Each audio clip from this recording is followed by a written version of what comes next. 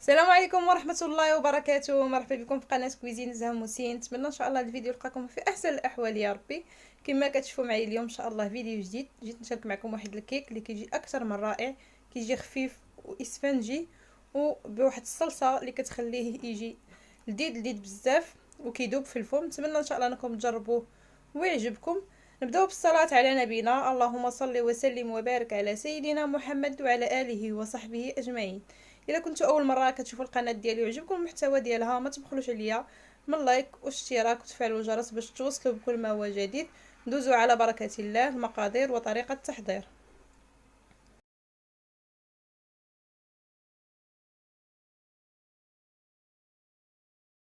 بالنسبه للمكونات كنحتاجو 4 ديال البيضات،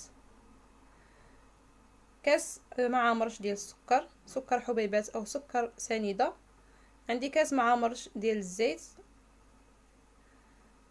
بودره الفاني ممكن تعوضوه بساشيه ديال الفاني، وعندي هنا 2 كيسان ديال الدقيق الابيض، 2 ملاعق كبار من بودرة الكاكاو المر، 2 خمارات من فئة 16 غرام.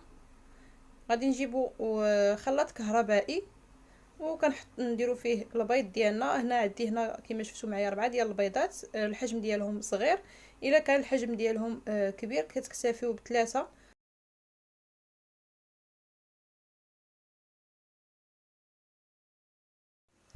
غادي نزيد معاهم كاس ديال السكر حبيبات، كما شفتوا معايا كاس عندي مع مرش، كاس قل سنتيم، وقبصه ديال الملح باش كتعادل لنا الذوق، وبودره الفاني كما قلت لكم ممكن تعوضوها بساشيه ديال الفاني. صافي كنخلط البيض مع السكر، كنطحنوه اولا كنطربوه مزيان. ممكن تستعملوا غير الخلاط اليدوي.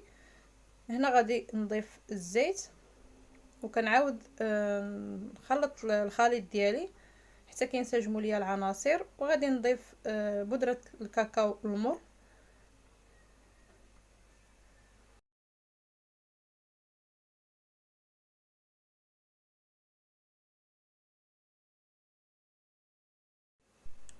كما كتشوفوا معايا القوام ديالو. غادي نضيف هنا كاس ديال الدقيق وجوج ساشيات ديال الخميره.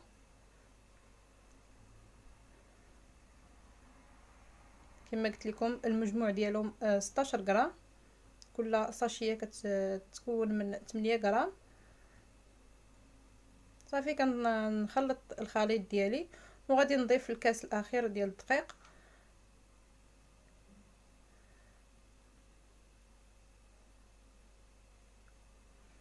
صافي وكنطحنوا الخليط ديالنا جيدا اولا كنطربوه جيدا.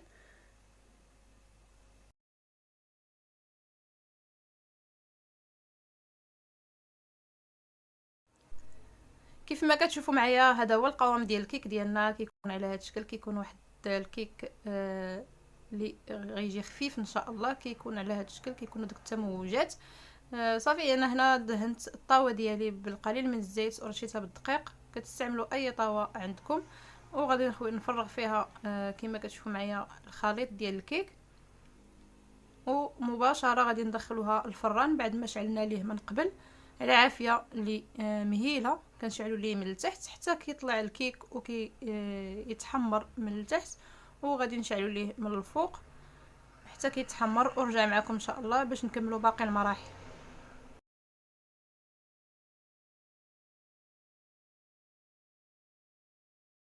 الكيك ديالنا بعد ما خرجناه من الفران كما كتشوفوا معايا كيجي واحد الكيك اللي خفيف. هنا باقي سخون. غادي نسقيه بالحليب مع معلقه كبيره ديال البودره ديال الشوكولات الحلو.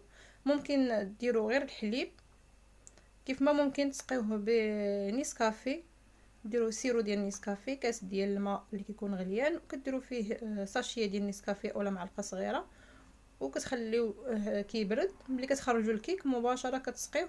دائما الكيك يكون سخون وباش غادي تسقيوه يكون بارد، اولا العكس يكون الكيك بارد وباش غادي تسقيوه يكون سخون، باش ما كيتعجن لكمش الكيك وكيبقى محافظ على القوام ديالو. انا هنا حيدت داك الفائض ديال الدقيق كما كتشوفوا معايا، وغادي نسقي الكيك ديالي على هذا الشكل.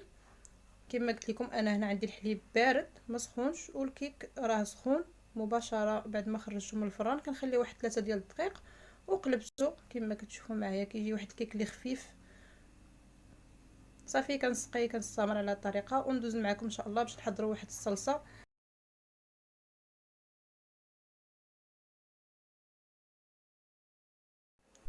بالنسبه للصلصه ديالنا كنحتاجوا لها نص كاس ديال الحليب بارد، نص كاس ديال البودره ديال الكاكاو المر، نص كاس ديال سكر حبيبات، وعندي نص كاس ديال الزيت. دائما القياس كيكون بنفس الكاس. غادي نجيبو خلاط كهربائي كنفرغ فيه جميع العناصر كما كتشوفوا معايا، الزيت والحليب والسكر وبودره.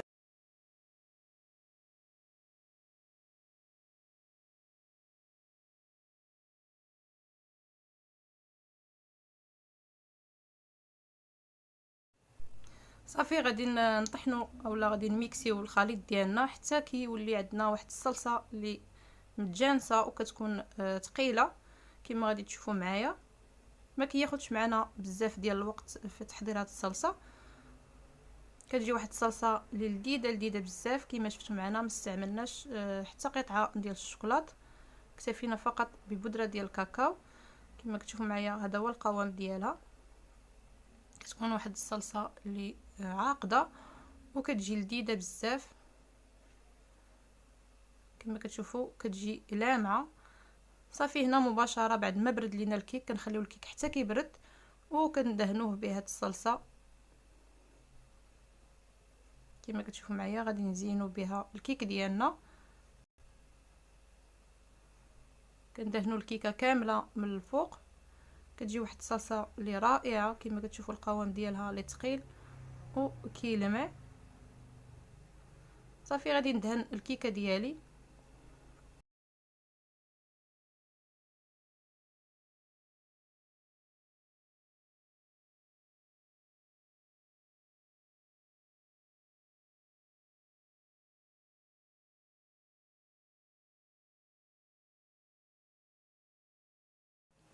كيف ما كتشوفوا معايا كندهنوا حتى الجوانب.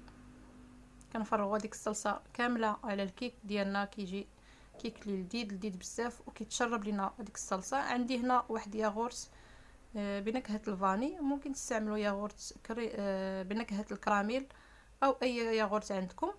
وكنديروا هاد الخطوط بشكل عشوائي كما كتشوفوا معايا، وغادي نشكلوها على شكل خطوط ديال الملفي. دائما خط هابط وخط طالع. كنبقاو غاديين على هذه الطريقه حتى كنكملوها. تزيين اللي بسيط وكيبقى لكم التزيين اختياري.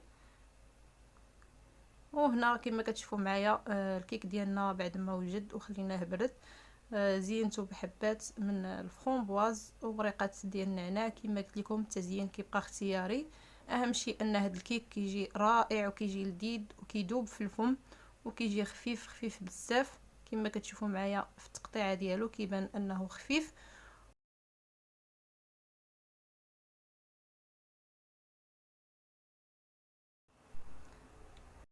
انا هنا غادي تشوفوا معايا من الداخل كيفاش كيجي خفيف من الداخل وكيجي مسقي كما كتشوفوا معايا وكيجي لذيذ. نتمنى ان شاء الله انكم تجربوه ويعجبكم. نحضروه لوليداتنا، نفرحوا به وليداتنا. كما كتعرفوا الحجر الصحي وما كيخرجوش، ما فيها باس الا درناها ليهم واحد المره. كما كتشوفوا معايا كيجي لذيذ هاد الكيك، كيجي خفيف كما كتشوفوا القوام ديالو. نتمنى الفيديو ديال اليوم يكون نال الاستحسان ديالكم، وما تنساونيش من لايك واشتراك وتفعلوا الجرس باش توصلوا بكل ما هو جديد. فضلا منكم وليس امرا تبارطاجيو مع الاهل والاصدقاء وتخليوا لي التعاليق ديالكم حتى هما كيهموني. شكرا على المتابعه. الى فيديو قادم ان شاء الله.